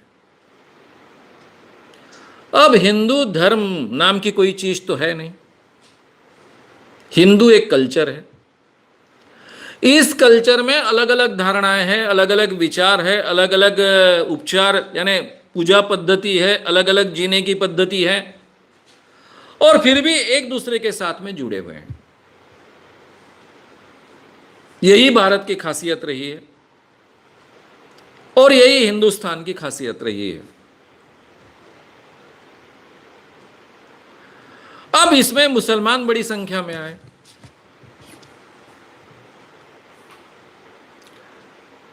भारत की, हिंदुस्तान की जो खासियत है उसमें सबको साथ में लेकर चलने की खासियत है। बुद्ध आया, उसको हमने 10वां अवतार बना दिया। आपको दिखेंगे कि कई मुस्लिम दरगाहों को विजिट करने वाले मैक्सिमम हिंदू होते हैं, और जिसको मन्नत मांगना कहते हैं, नवज बोलना कहते हैं। कई हिंदुओं के घर में पीरों की पूजा होती है। पीर यानी आपको मालूम है मुस्लिम संत या बाबा। पीरों को मानते हैं, दरगाह में जाकर मन्नत मांगते हैं। यह भारतीय परंपरा रही है, इसीलिए 33 करोड़ भगवान है। सबको साथ में लेकर चलने की परंपरा। एक तरफ इस देश में जाति व्यवस्था थी, लेकिन दूसरी तरफ सब साथ में लेकर चलने की परंपरा भी थी, और इसीलिए यह देश 5000 सालों तक टिका रहा। अब इस देश में मुसलमान कहां से आए, हमको सबसे पहले सोचना पड़ेगा। अरबस्तान से आए, कितने आए? अफगानिस्तान से आए। अफगानिस्तान में मुस्लिम कहां से पैदा हुए? अफगानिस्तान से तो भारत का पहले से रिश्ता था, गांधारी अफगानिस्तान की थी, ऐसा कहा जाता है। कहां से आए? जो भी अपने आप को भारतीय कहते थे, हिंदू कहते थे, उन्हीं में से मुसलमान बने ना। क्यों बने? दो कारण हो सकते हैं। एक कारण कि यहां मुस्लिमों का राज आया, तो राजा का धर्म स्वीकारने से कुछ फायदा मिलता है, इसलिए कुछ लोगों ने मुस्लिम धर्म स्वीकारा होगा। ये ऊंचे तबके के लोग हो गए, ऊंचे जाति के लोग, ब्राह्मण हो गए, क्षत्रिय हो गए, व्यापार में सहूलियत मिलती है इसलिए कुछ वैश्य हो गए। लेकिन ऐसे मुस्लिम बनने की संख्या हमारे देश में बहुत कम है। हमारे देश में जो मुस्लिम बने, 20% मुस्लिम थे जब भारत सेपरेट हुआ, 18% तो थे ही थे। ये मैक्सिमम मोर देन 95% मुस्लिम्स ये दलित जातियों में से आए हैं, क्योंकि उनको यहां पर इंसान कर कर जीने का अधिकार नहीं था। अस्पृश्यता उनके साथ में रखी जाती थी। उनको इस देश के धर्म में सम्मान नहीं था। और मुस्लिम लोगों में कोई भी, वो सब साथ में खाना खाते हैं, एक ही थाली में खाते हैं। कम से कम ऊपरी तौर पर वहां समानता दिखती है। इसलिए इस देश के मैक्सिमम मुसलमान ये दलितों में से आए। हमारे जो हिंदुस्तान का जो धर्म माना जाता है, उसके जातिगत अन्याय के कारण यह परिणाम हुआ है। यह हमने सबसे पहले समझ लेना चाहिए। ये गांधी समझते थे। उन्होंने सवाल भी खड़ा किया कि मुसलमान आए कहां से? उनमें हमारा ही रक्त है, वो हमारे ही भाई हैं, कुछ पीढ़ियां पूर्व वो हम ही थे। ये सब बातें उन्होंने रखी है, हर एक ने रखी है, चाहे पंडित जवाहरलाल नेहरू हो। तो इसलिए जो मानवता के बारे में सोचता है, सही भारत के बारे में सोचता है, हिंदुस्तानियत के बारे में सोचता है, वो यहां के मुसलमानों को अलग नहीं मान सकता। अगर मानता है तो मानवीयता को नहीं मानता है। यह हिंदुस्तान की जातिगत गलतियों का परिणाम है। यहां के क्रिश्चियन भी वही परिणाम है। आप हिस्ट्री निकालिए, कितने ब्राह्मणों ने, कितने क्षत्रियों ने, कितने वैश्यों ने क्रिश्चियन धर्म को स्वीकारा है, जबकि ब्रिटिश 150 साल यहां राज करते थे। बहुत कम संख्या आपको मिलेगी। और कितने शूद्र जातियों ने स्वीकारा, उसकी संख्या बहुतायत है। यानी आज जो आपको क्रिश्चियन मिलेंगे उसमें भी मोर देन 70-80% के ऊपर दलितों की, यानी पूर्व दलितों की संख्या मिलेगी। तो ये बातें हमने समझ लेनी चाहिए। इसलिए मुस्लिम यानी कोई तो भी अलग है, ये जो हमारे मन में कहीं धारणा होती है, उसको सबसे पहले बाहर निकाल कर फेंकिए। हम ही में से अन्याय के कारण कुछ लोग, उन्होंने अलग धर्म को स्वीकारा है। और फिर बात को सोचिए तो आपके ध्यान में आएगा कि हमारी सोच ही बदल जाती है। तो पंडित जवाहरलाल नेहरू हो, इंदिरा गांधी हो, सोनिया गांधी हो, राहुल गांधी हो, ये पूरी की पूरी जो परंपरा है, ये सबको साथ लेकर चलने वाली परंपरा है। हालांकि गांधी जी तो ब्राह्मण नहीं थे, लेकिन पंडित जवाहरलाल नेहरू तो ब्राह्मण थे, कश्मीरी पंडित थे। उनको तो अपने जाति का गर्व होने का अधिकार है इस देश में। लेकिन वो कभी जातिपात मानने वाले व्यक्ति नहीं थे, ना ही उनके पॉलिटिक्स में। मैं बाकी गांधीयन के बारे में ऐसा नहीं कह सकता हूं, लेकिन पंडित जवाहरलाल नेहरू जी के बारे में तो कह सकते हैं कि उन्होंने अपने जीवन में कभी जाति का विचार नहीं किया। वो शुद्ध रूप से मानवतावादी विचार रखने वाले व्यक्ति थे। उनके मंत्रिमंडल का स्ट्रक्चर देखिए, बाकी सब कुछ देखिए, उन पर वो कंपल्शन भी नहीं थे, क्योंकि वो स्वतंत्रता आंदोलन के प्रोडक्ट थे, बहुत लोकप्रिय थे। गांधी जी के बाद वही एक लोकप्रिय व्यक्ति थे पूरे भारत। इसलिए उनको ये सब कंपल्शंस के नीचे झुकने की भी आवश्यकता नहीं थी। और इतने निडर थे, इवन उनको प्रधानमंत्री पद का मोह नहीं था। आप सबको यह किस्सा मालूम होना चाहिए कि डॉक्टर बाबा साहब आंबेडकर ने जब हिंदू कोड बिल लाने का बहुत आग्रह रखा, पंडित जवाहरलाल नेहरू जी ने उनको अभिवचन दिया था कि मैं बिल्कुल हिंदू कोड बिल अमल में लाऊंगा, उसको पारित करवाऊंगा। और कांग्रेस के ही काफी लोग उसका विरोध कर रहे थे, खास कर उसमें जो स्त्रियों को अधिकार दिए गए हैं और 1 मैन 1 वुमन शादी, इसको काफी लोगों का विरोध था, हिंदुओं का विरोध था। कांग्रेस के ही मंत्रिमंडल से लेकर हर जगह विरोध था। तो पंडित जवाहरलाल नेहरू जी ने अंबेडकर जी को समझाने का प्रयास किया कि मैं हिंदू कोड बिल लाऊंगा, लेकिन अभी संभव नहीं, मैंने आपको अभिवचन दिया लेकिन संभव नहीं। तो अंबेडकर जी इतने नाराज हो गए कि उन्होंने रिजिग्नेशन दे दिया। फिर चुनाव लिए पंडित जवाहरलाल नेहरू जी ने, और चुनाव में जाहिर तरीके से मैं हिंदू कोड बिल लाऊंगा, मुझे चुनकर दो, ऐसा उन्होंने कहा। इतने वो बोल्ड थे। और फिर चुन के आने के बाद में, प्रधानमंत्री बनने के बाद में, फिर उन्होंने ये हिंदू कोड बिल के 4 हिस्से किए, और ये पूरा का पूरा बाबा साहब ने जो हिंदू कोड बिल बनाया था वो पारित करवा लिया। इतने बोल्ड भी थे। अब उन्हीं के मंत्रिमंडल के, उन्हीं के कांग्रेस के जिस चीज के लिए विरोध कर रहे हैं, उसी चीज को लेकर चुनाव प्रचार में उतरना,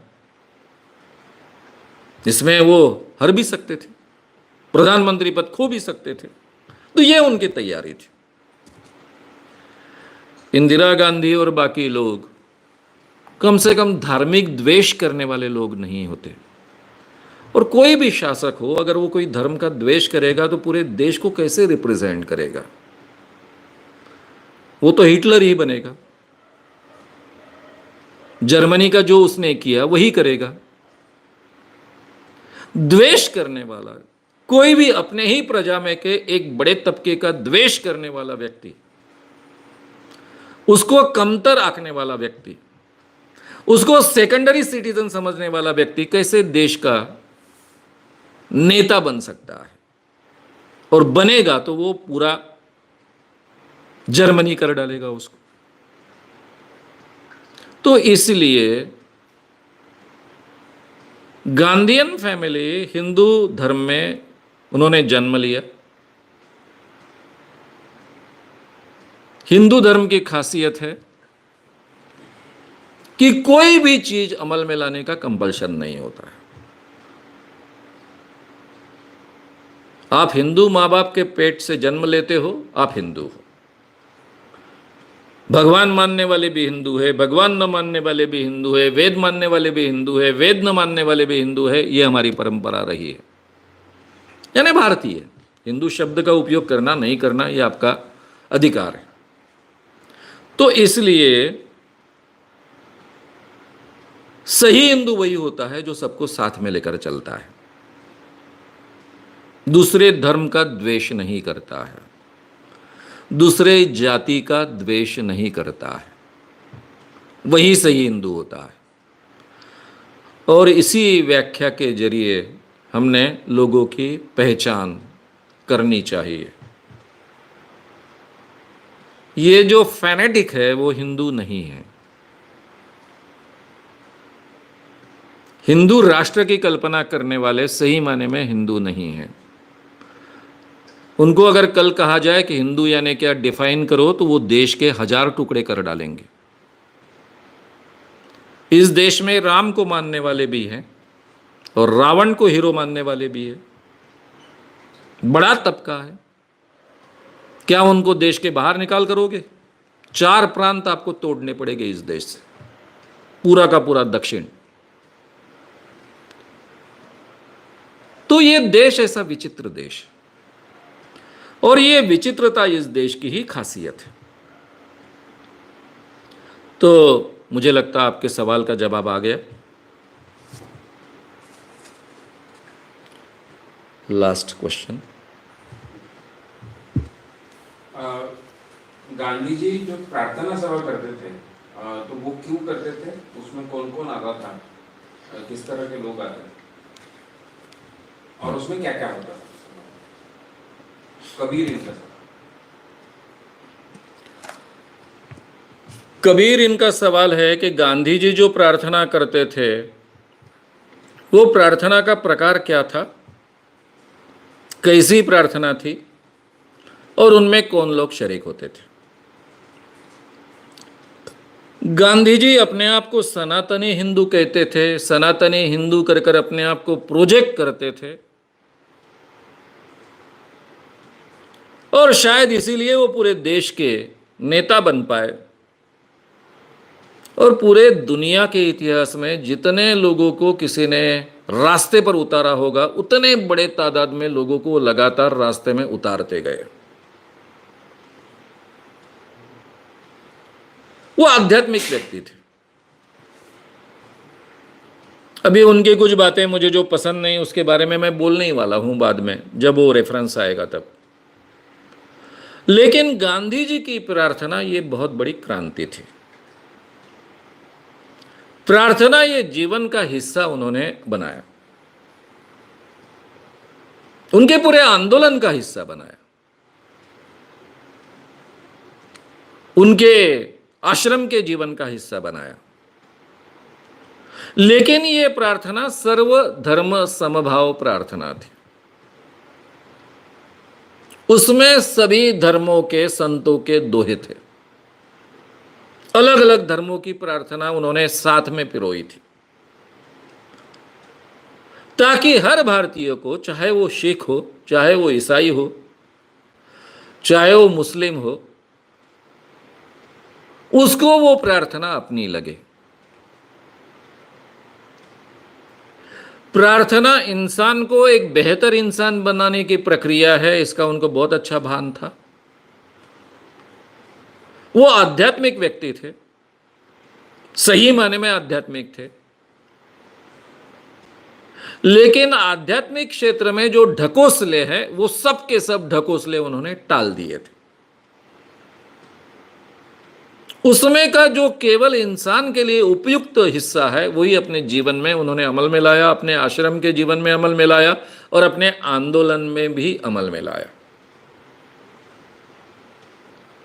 इसमें कौन शरीक होते थे? अभी गांधी जी को तो मैंने देखा नहीं, वो 48 में गए, मैं 51 में पैदा हुआ, लेकिन सेवाग्राम आश्रम मुझे बहुत नजदीक से देखने को मिला। गांधी जी के साथ में जो जो लोग जिए हैं उनको नजदीक से अनुभव करने का मौका मुझे मिला। गांधी के सेवाग्राम आश्रम में क्या गतिविधियां चलती है बहुत नजदीक से देखने को मिली। पहले से क्या गतिविधियां चलती थी इसकी जानकारी भी प्राप्त करना आसान होता गया। और इसलिए हम देखेंगे कि पूरे भारतीयों को जोड़ने का काम गांधी जी ने प्रार्थना के जरिए किया था। अब आंदोलन और प्रार्थना, इनका संबंध क्या? यह आंदोलन तो हिंसक नहीं था, हां बलिदान देने की तैयारी थी, निर्भय आंदोलन था। अंग्रेजों के लाठियों के सामने, पुलिस बल के सामने, बंदूकों के सामने छाती तान कर खड़े होते थे, मरने को तैयार है, मारो, हम नहीं हाथ उठाएंगे, लड़ भी नहीं उठाएंगे। और इस शस्त्र से अंग्रेजों को कैसे लड़ना उनको मालूम नहीं था। अगर गांधी जी ने बंदूक उठाई होती तो अंग्रेजों को चुप कराना बहुत आसान था। अरे वो पूरे दुनिया में राज करते थे, 1 लाख लोगों ने 40 करोड़ लोगों पर राज किया है, तो कितने शस्त्रधारी भारत में पैदा कर सकते थे गांधी या कोई भी? उनको खत्म करना अंग्रेजों के लिए तो बहुत आसान बात थी, वो तो उनके फील्ड की बात थी। अफ्रीका में गांधी जी को जो जीत हुई, उसका जो जनरल था, वो जनरल का एक बहुत बड़ा स्टेटमेंट है, अभी मुझे नाम नहीं उनका याद आ रहा है, रेफरेंस के साथ मैं कहूंगा बाद में। वो कहते थे, क्योंकि बहुत ही सक्सेसफुल जनरल थे और अफ्रीका के प्रमुख थे, ब्रिटिश जनरल थे, उन्होंने कहा कि मैं इस आदमी के साथ में लड़ाई नहीं कर सकता हूं। मैंने बहुत कोशिश की कि ये मेरे फील्ड में लड़ाई करे, यानी हिंसा करे, ताकि मैं पुलिस बल का वापर करूं, उपयोग करूं। यह आदमी मेरे साथ मेरे फील्ड की लड़ाई नहीं करता है, अपने फील्ड में मुझे खींचता है, और नियत लोगों के साथ में मैं कैसे बर्ताव करूं, यह मेरे सामने बड़ा प्रॉब्लम होता है। हम इन पर लड़ चलाते हैं तो शांति से लड़ चलाते, फिर भी अपना जो कार्ड जलाते थे, सिटीजनशिप का नहीं था, दुय्यम सिटीजनशिप का था, वो हमारे सामने जला रहे, लड़ भी खा रहे, जला भी रहे। 10 लोगों को सुलाते तो 11वां आकर फिर जलाता है। तो इनके फील्ड में कैसे लड़ना मुझे मालूम नहीं, इसलिए मैं उनके साथ में जीत नहीं पाया। मेरे जीवन में पहली बार मेरा पराभव हुआ, कोई युद्ध में नहीं हुआ, लेकिन एक गांधी नाम के व्यक्ति के फील्ड में हुआ, क्योंकि इसने एक नया शस्त्र इजाद किया है जिसके साथ लड़ना मुझे मालूम नहीं है। तो ये गांधी ने एक तरफ लोगों को निर्भय बनाने का काम, बलिदान देने की तैयारी, और दूसरी तरफ दूसरे का द्वेष न करते हुए, अंग्रेजों का भी द्वेष न करते हुए एक मानवता की बात, इनका सुंदर कॉम्बिनेशन अपने आंदोलन में किया था। और इस आंदोलन का ये प्रार्थना प्रक्रिया एक अभिन्न अंग था। अब उसके पीछे का साइंस तो मैं जानता हूं, मैंने बहुत विस्तार से पर्सनैलिटी डेवलपमेंट के सीरीज में रखा है।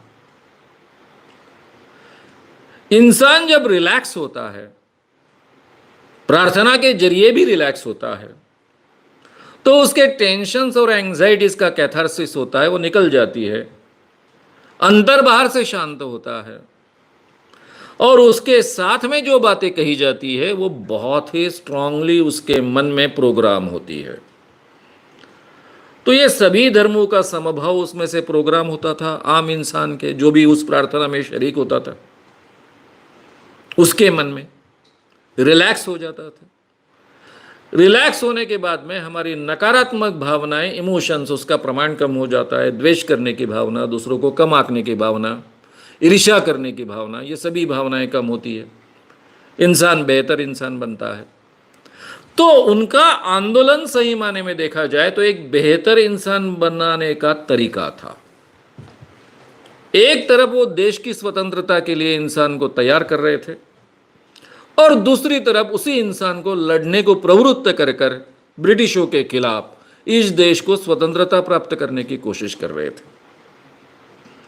इसलिए मैं हमेशा कहता हूं कि इस देश में 70 साल के ऊपर लोकतंत्र टिका है। ये नींव इस देश में गांधी तिलक आंदोलन ने डाली है। तिलक जी का भी इसमें बहुत बड़ा हिस्सा है, लेकिन उनका अवसर कम मिला। गांधी जी का अवसर बहुत बड़ा है, 15 से लेकर तो पूरा 48 तक का है। तो ये लोकतंत्र की नींव डालने का काम इन लोगों ने, कांग्रेस ने, यानी तिलक गांधी की कांग्रेस ने इस देश में किया है। जबकि तिलक को एक जहालवादी नेता माना जाता है, गांधी जी को मवाड़ नेता माना जाता है, लेकिन लोकतंत्र की नींव इन लोगों ने इस देश में डाली है। इसीलिए ये देश 70 सालों तक, 80 सालों तक अभी जो लोकतंत्र इस देश में बचा रहा, इसकी नींव डालने का बहुत महत्व का काम इन लोगों ने किया है। और ये इंसान को इंसान समझकर ही पॉसिबल है, सब धर्मों को साथ में लेकर ही संभव है। द्वेष के आधार पर यह बिल्कुल संभव नहीं है। मित्रों, अभी 11 बज रहे हैं। 8 बजे हमने प्रोग्राम की शुरुआत की थी, 3 घंटे तक प्रोग्राम चला है। आपने बहुत अच्छे अच्छे सवाल पूछे, मुझे विचार करने के लिए और अभ्यास करने के लिए भी प्रवृत्त किया, इसके लिए बहुत बहुत धन्यवाद। आपके सभी सवाल हमारे लिए बहुत ही महत्व के होते हैं। जिन सवालों का जवाब मैं अभी दे नहीं पाया हूं, उन सवालों का जवाब बाद में रिकॉर्ड किया जाएगा और अपलोड किया जाएगा। फिर मैं आपको आह्वान करूंगा, कल शाम को 8 बजे इसी विषय का पार्ट 2 होगा। विस्तार से बात मैं आपके सामने रखूंगा। उसके बाद में क्वेश्चन आंसर्स होंगे। और मित्रों, फिर से एक बार आह्वान करूंगा, 4 महीने का बहुत सेटबैक मिला है अपने चैनल को, श्याम मानव चैनल को। उससे बाहर आने के लिए आप थोड़ा एक्टिवली मदद कीजिए। सब्सक्राइब नहीं किया है तो उसको सब्सक्राइब कीजिए। सब्सक्राइब करने के लिए अपने मित्रों को प्रोत्साहित कीजिए। बेल आइकॉन भी दबाइए, शेयर भी कीजिए, बड़े पैमाने पर लाइक भी कीजिए। और ये जो सवाल जवाब चलते हैं, राइटिंग में भी चलते हैं, उसमें आप शरीक होइए, उसमें अपना हिस्सा उठाइए। और ये इंसान को बेहतर इंसान बनाने की जो प्रवृत्ति हम सही माने में, ठोस स्वरूप में प्राप्त करना चाहते हैं, इंसान को बेहतर इंसान बनाने का ये आंदोलन आगे ले चलाना चाहते हैं, उसमें आप शरीक हुइए, उसका हिस्सा बनिए। ये आवाहन कर कर मैं यहाँ रुकूंगा। धन्यवाद, धन्यवाद, धन्यवाद। शुभ रात्रि। श्याम मानव चैनल को आपका समर्थन देने के लिए चैनल को जरूर सब्सक्राइब करें। चैनल के नोटिफिकेशन पाने के लिए बेल आइकन भी दबाएं।